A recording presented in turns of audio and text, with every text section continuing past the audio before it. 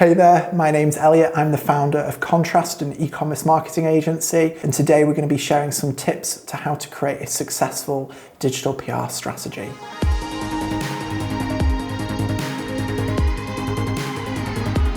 So today we'll be looking into these kind of areas. We're going to break it down and what are the benefits to running actually a digital strategy, defining your goals, who is obviously your target audience and who to be aiming at, talking around competitor analysis, thinking around the ideation, then talking about obviously going into actually running your pitching, building up your credibility within the industry, and then obviously to wrap it all up, you want to obviously measure how successful it has been. You're obviously watching this video here and now, so you obviously understand some of the benefits of wanting to obviously put this in place, but pretty much high level. It's more around thinking strategically about the tactics you might approach to generating the coverage to obviously get credible links, increasing your website's organic traffic, increasing as well, getting referral traffic to generating more sales for your e-commerce store, as well as increasing your brand reputation. This also might give you further content to repurpose down the line. We're not just talking about running these campaigns for awareness or just for links. It's much wider than that. All of these components come together to help inform and connect. We do, for argument's sake, gain coverage on a credible site that helps build our trust and authority, but also that helps build our authority for our e-com store as well, which increase our organic traffic. Having that link, we might get referral traffic. That referral traffic is our target consumer. They then might buy from our store and we get sales. So there are so many different ways that this digital PR strategy can have different touch points and influence different stages of the whole journey a user might go through. Don't think that just running these type of campaigns is for one entity. It is so much more than that, and it touches on so many different components. To have any success, we obviously need to define what success looks like. So this is why we're going to start with, think about setting some goals up. It can be quite an easy thing to overlook is by just going, all right, let's run this campaign or let's do this, and not just taking the little bit of time and energy just to think about this strategically. That's at the end of the day what creating a strategy document is about, is just to think more high level and strategically about what it is that you want to do and then to go and execute on it. So in this case, obviously, for argument's sake, us working with clients, it could be they're looking to work with us and engage us on a particular area, whether it could be we need to help build up more industry credibility, we need to increase our section of our site's authority. Obviously they're just one particular smaller component. As we've already mentioned, there are a lot more wider components that kind of pull together in this. If you're a larger company, you might have a little bit more resource available to think a little bit more creatively around how to approach this. We're not being vague, we're being specific so that there is no room for error or people going, oh, we did hit it when we didn't. So you want this so everybody is on the same wavelength of knowing what success looks like. And obviously with that success, there has to be buy-in from everybody, that they all agree that this is a reasonable and achievable goal that you're setting out to go and do, that you're not trying to be head in the sky and you're going, right, we need to generate $1 million in revenue just from running this one campaign and we have only got £1,000 to achieve it. It's just not realistic, it's not going to happen. So again, there needs to be buy-in and it needs to be something that is actually achievable. Now, knowing what our actual goal is, we need to go into and figure out who is our target consumer, and then with that we'll be able to get a lot more understanding around them, like what are their habits, where do they like to hang out online, what do they spend their spare time doing. All of these more deeper insights allow us to then have a better understanding, to then knowing when we come into later stages around ideation and other bits, that we can make sure we select a campaign that is something that is going to resonate with them to have that success to hit the goal that we originally set out. Obviously, with this in mind, we don't want to be generic about any of our messaging or targeting, because ultimately it's then not going to resonate with anybody. We want to be really specific. Obviously, to be specific, we need to really understand our target consumer. We do have a video for you to be able to watch, and in there is a template that you can download to be able to go through this in detail, to be able to action this section of the digital PR strategy. It's definitely something that we recommend you doing. And obviously here is something that we've obviously already touched upon, is like, how old are they, gender potentially, hobbies, where do they spend time, what do they like to buy, potential income, and things like that, so that you ultimately know how to think about targeting them in the later stages when we come to ideation. If you're starting out from scratch and you don't have access to any of this like customer information already, unfortunately, it still means you're going to have to speak with your target customers. They'll hang out online in, for argument's sake, Facebook groups. There could be online Slack groups. There could be even just LinkedIn based off job titles. At the end of the day, there are different ways of getting in front of these people to then put across a hypothesis of who you think this person is and why, to then reach out to them, have these conversations. It might just mean offering them a small incentive. It could be, for argument's sake, a gift card. It's just more a barter system, at least, to try and incentivize them to have these type of conversations with you. We need to do some competitor analysis to at least get an idea of what other companies within the industry and how they're approaching link building. We don't want to spend time going down one rabbit hole if we already know we can replicate success that other brands have already had that. We're going to see easier wins. We've got a video that you can watch and go through this as a step-by-step example of how to do a competitor analysis. And this will be looking through the backlink profiles, so then looking and going through, as we talk about here, categorizing which tactics they are using to ultimately then collate all this information within your wider strategy document, to then going, right, okay, we know these competitors are approaching link building so far in these steps.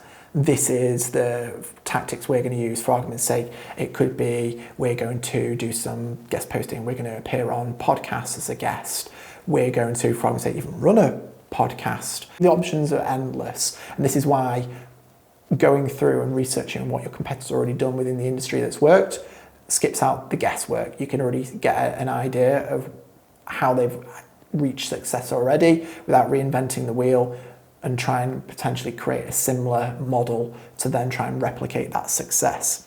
Looking at doing some competitor analysis within your strategy document will give you an idea, and we touch on this a little bit more in detail within the competitor analysis video, is around the velocity of their referring domain acquisition, to give you an idea that, for argument's sake, if they're on 50 referring domains today, and we know that every month they get 5 new referring domains, that ultimately over 12 months that they're going to have an extra 70 referring domains.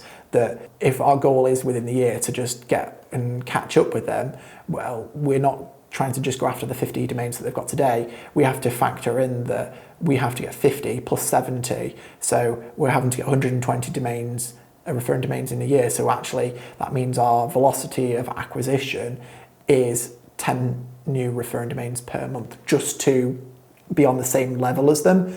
But if we're then going to look to exceed them, we've got to do more than that. But they're just certain things to at least just factor into this. The options are endless, and this is why going through and researching what your competitors have already done within the industry that's worked skips out the guesswork. You can already get an idea of how they've reached success already without reinventing the wheel, and try and potentially create a similar model to then try and replicate that success. It's now time to do the actual ideation around some more, for argument's sake, creative campaigns that we might want to run. Depending on which industry you're in, you might be able to have already uncovered some creative campaigns that competitors already run. And one thing that you might always see, and the correlation isn't always there, that spending hours and thousands, or sometimes even tens of thousands on a creative asset doesn't always mean to say that the output and reward of more referring domains will happen. We've seen cases where campaigns have been thrown together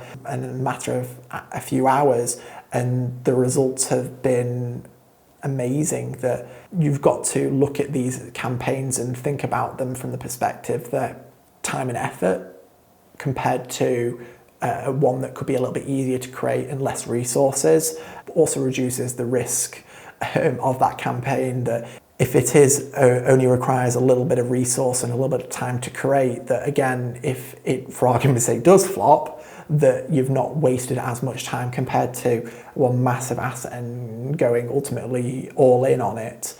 There's ways of obviously mitigating that, especially when you're starting out. Don't go for the complete one end of the spectrum.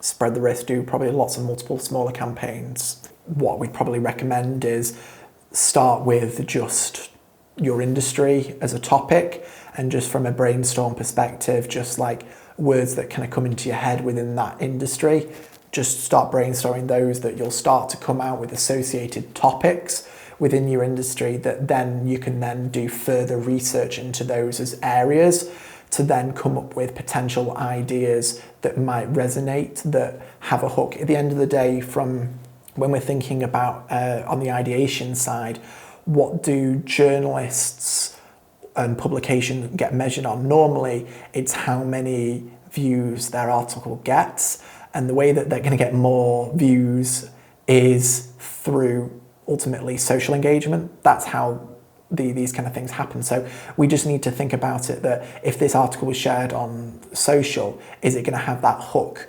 that other people would want to share it? So at the end of the day, just always think back to what the journalist is getting measured on. If we can make sure and tie our campaign back in that it has that kind of social tick box, that we can check that off, that ultimately means that we've got a better chance of having success. And that's at the end of the day, we're just trying to mitigate all of these things, that our chances of success are higher. And again, if not, we'll obviously just pivot the campaign slightly to making it so that we're stacking these odds back in our favour again. When we're coming and thinking about topics and ideas, it could be that you've already got assets on your site. Start with those. There's no point in spending time to create something else and new if you've already got ones that might perform. Start with them before going to creating things that are new. After, and when we're looking to talk about creating things that are new, what did the competitor analysis uncover? What campaigns have been previously done within the industry? You can use tools like BuzzSumo, put in your industry and topic and see which articles have had the most coverage, to get ideas of what resonates within the industry that has been shared so much, that you can then start to come across and put pieces together, bits of campaigns. And again, whatever idea you do come up with, you want to make sure it has a few different pitching angles, that again, for when we've mentioned that should not one angle hit with it when it comes to journalists, that you can pivot it slightly. Now obviously that we've come to the point where we've gone through the process of creating and coming up with the idea that we believe is going to have some resonance with our target audience, we obviously now have gone through the process of probably creating the asset. It's already up on our site, that we now need to get in touch with publications and journalists to try and secure that coverage. It's time to doing the pitching. I'd say when it comes to pitching, that the main things to make sure is that when sending an email, that you're getting it in front of the right person, rather than just casting a wide net and seeing what kind of hooks. It'd be a case of more taking a sniper approach of going, right, okay, I know that person, they talk about this topic, I'm going to send it specifically to them. Obviously, this is where what comes in quite nice is using just a media database to obviously know and find out that information. But prior to that, it could be a case of that you're looking on social media to go, right, okay, I'm looking at this topic that we're going to write about. This particular person and publication would be a great to probably cover this. And we know that a news department, that there'll be several different writers under even just, for argument's sake, property, that there'll be different desks as well that cover it. We need to find the particular editor and journalist for that particular topic. So that's again where the media database and confirming that with a manual validation through social is a great way of doing that. The social validation will be a case of like looking what articles they've written in the past about, seeing if it's on topic with what they want, because at the end of the day we have to think about that these journalists are getting hundreds, if sometimes if not thousands of pitches on a daily basis, that if it's off topic they're just going to cast it aside, not even probably read the email. If it's more specific to what they're doing, they might read the email to then ultimately take the positive action of responding to you. Please don't get disheartened. You will experience more setbacks and negative responses than you do actually coverage. But when you do get that coverage, it makes it even sweeter. Obviously, if you're working with like smaller businesses, new startups, like sometimes it's harder to get coverage for them than it is like a well-known, for I would say, fashion brand. Like it sometimes can be easier to get coverage for them. With that said, the impact that those few links or little bit of coverage that you do secure for them will relatively have a similar impact. So again, don't be disheartened when you see on social these viral campaigns or these amazing campaigns that generated X coverage. We all start somewhere, and success is relative. What we're defining as success refers back to what we set out in the goals. So success might mean we only need a handful of links to a specific page that we're going after, targeted through the campaign that we have selected. When you're doing your pitching as well, make sure that again that probably link your images through Dropbox. If there's a video asset in there as well, link that in there. Make it so it's kind of fairly easy to break down the email, that the information is quite concise as well. Tend to shy away from long form emails with them. Kind of keep it a bit more short and sweet. I'd probably only look to follow up a couple of times. Be persistent, but don't be annoying. That's probably the easiest way of wording it. I'd probably only send 2 if I don't hear anything after that. I would look to find potentially a different person within the department that might still also cover it. And then moving on to building up your credibility. Normally speaking, within a smaller organisation, it would be the owner that would be the forefront of these thought leadership comments and opinions. Again, when pitching them, you need to be considered that why would we want to take your opinion? So again, with all these campaigns and building this up, this then means you can position yourself as this authority. You see it quite a lot these days on e-com sites, is that there's these like ultimately trust factor sections on the home pages, sometimes on the product pages, that we've been covered in X publications and things like that. It's a great way to help take that what is a bit of coverage, but then repurpose that to help build the credibility and get customers to feel more safe with your brand, that they ultimately hopefully might make a purchase. With the positioning yourself as that bit more thought leader within the industry and stuff like that, you will then start to get to the point where instead of you reaching out for the expert opinions and the coverage within those bits, that people eventually start to come to you within that, because they associate you with that particular niche. So really do focus in on that you own that little bit of a topic of coverage. Think of it like that. That'll help you moving forwards. Outside of just the campaign that we're possibly looking to run within a wider strategy, we'll be looking to run several campaigns and different tactics. And again, when we're talking about credibility here, another great option again is to look to respond to journal requests and also Harrow, which is help a reporter out requests. Again, we've got a video on how to approach them and see success through them, and all of those will help to eventually build up this credibility within this niche that you're going after. If we're tying all that strategy back together and all these different sections together, once we run that, we probably might run that strategy for a 3-month period to then look back, reflect and review. And we want to ultimately see how we've done, which is measure the success. So we're going to look back at what we defined as the goals, and could be like some specific KPIs that we needed to hit a level of coverage, potentially.